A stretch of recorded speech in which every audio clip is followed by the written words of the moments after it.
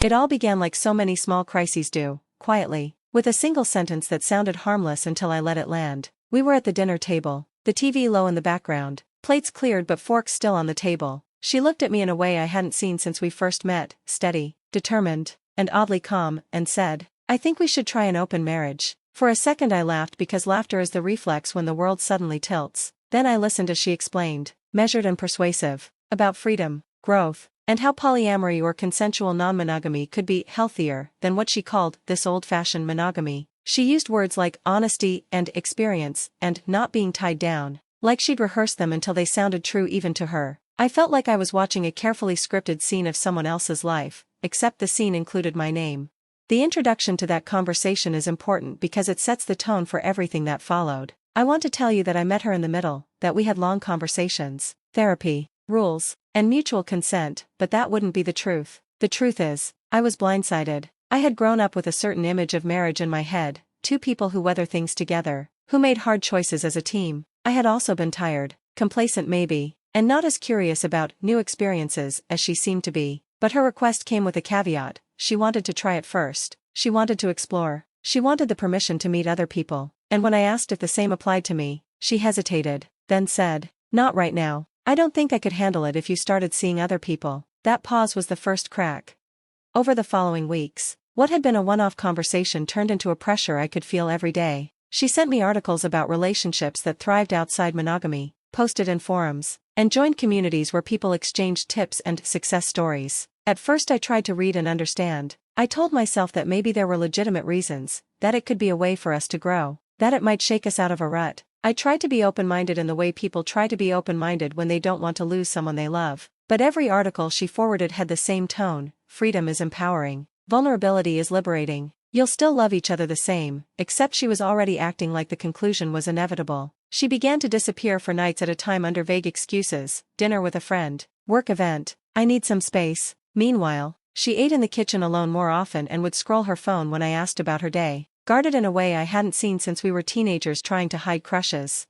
I discovered the truth by accident, the way these things usually come out. I had my own trust issues bubbling beneath the surface by then, so when she said she was meeting a friend, I checked. I know that's not noble, privacy matters, but the messages I found were explicit enough to make privacy feel irrelevant. Weeks of flirty conversations, plans for meetups, excuses, and photos that looked like someone else's life. When I confronted her, I expected guilt, an apology, maybe even shame. Instead, she explained it like someone describing a book she'd read. "This is why I wanted an open marriage," she said, almost clinical. "I don't want it to be cheating." The implication hung in the air. She had been planning for this to be consensual only once she had me on board. She'd already started without my consent because she figured consent could be manufactured later. That line, "This is why I wanted an open marriage," changed everything because it revealed the real issue. It wasn't about exploring together. It wasn't a mutual experiment. It was unilateral. She wanted the benefits without the risk. When I demanded parity, that if she could see other people, I could too, she recoiled. She said she couldn't handle me with someone else. She worried I'd get hurt, make mistakes, or do something impulsive. In other words, she wanted the freedom to act as she pleased while expecting me to remain static, loyal, and undisturbed. That double standard felt like a deception of the worst kind, dressed up as liberation but rooted in selfishness. So I gave her the choice she'd presented me with. I said, "Fine, if we're doing this, it's for both of us, or not at all." I downloaded dating apps, an act that felt like stepping into a different era of myself, and began to talk to strangers not for revenge but to reclaim agency. The first messages were awkward, clumsy, a reminder of how unfamiliar and strange the dating world felt after years of being married. But there was a sting of validation when someone laughed at my joke, asked about my day, or complimented something I'd posted. I had forgotten what it felt like to be seen outside of the context of husband and provider. That was a dangerous, intoxicating feeling for both of us. When she noticed my messages, everything shifted. Her tone moved from evangelist to terrified. She started asking questions about who I was talking to, checking my phone, and shadowing my movements in a way that felt controlling and petty. Ironically, the very thing she'd asked for, honesty and openness, turned into the thing she feared. It was as if she'd wanted the status of open without the reality. Watching her panic at my new attention was a kind of revelation. The openness she'd advocated for had never been an equitable policy. It was a hedge, a way to have the thrill without the threat, to collect experiences while preserving the comforts of our home life.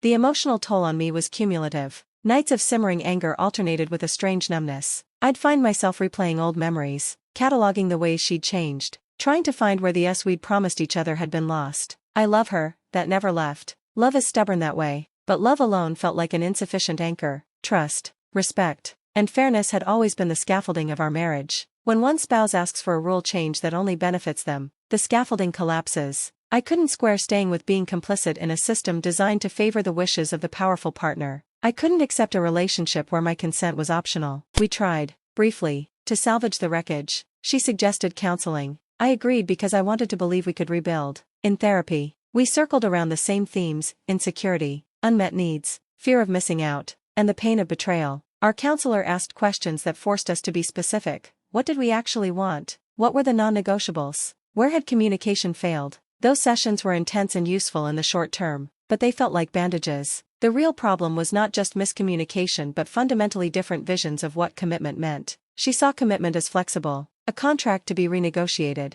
I saw it as a vow, a bond whose meaning matters because it's durable in hardship. That philosophical difference was not something a few sessions could suddenly resolve.